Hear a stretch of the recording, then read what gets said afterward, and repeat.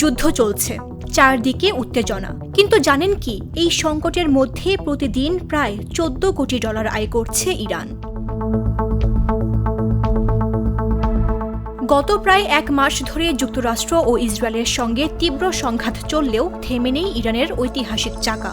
বরং যুদ্ধ পরিস্থিতিকেই কাজে লাগিয়ে তেল রপ্তানি থেকে বিপুল পরিমাণ বৈদেশিক মুদ্রা আয় করছে দেশটি। মার্কিন সংবাদ মাধ্যম ব্লুমবার্গের এক প্রতিবেদনে জানানো হয়েছে, ইরান প্রতিদিন গড়ে $13.90 কোটি আয় করছে, যার প্রায় পুরোটাই আসছে তেল খাত থেকে। গত 28 ফেব্রুয়ারি যুদ্ধ শুরুর পর হরমুজ প্রণালীতে অবরোধ জারি করে ইরানের ইসলামিক রিভলিউশনারি গার্ড কর্পস বা IRGC।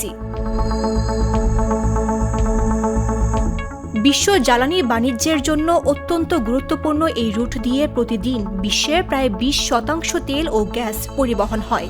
এই অবরোধের ফলে মধ্যপ্রাচ্যের অন্যান্য দেশ তেল রপ্তানিতে বাধার মুখে পড়লেও সেই সুযোগটাই কাজে লাগাচ্ছে ইরান। গোয়েন্দা তথ্য বলছে, প্রতিদিন প্রায় 10,60,000 ব্যারেল তেল রপ্তানি করছে দেশটি। খার্ক দ্বীপের টার্মিনাল থেকে সেই তেল পৌঁছে যাচ্ছে বিশ্ববাজারে।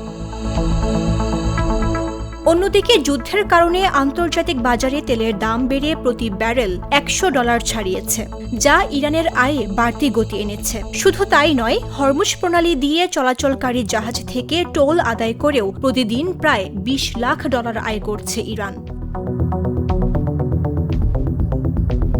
বিশেষজ্ঞরা বলছেন, যে যুদ্ধ ইরানের তেল খাতকে দুর্বল করার কথা ছিল, সেই যুদ্ধই উল্টো দেশটির জন্য নতুন অর্থনৈতিক সুযোগ তৈরি করেছে। যুদ্ধের আগুনে যখন বিশ্ব কাঁপছে, ঠিক তখনই সেই আগুন থেকেই মুনাফা তুলছে ইরান।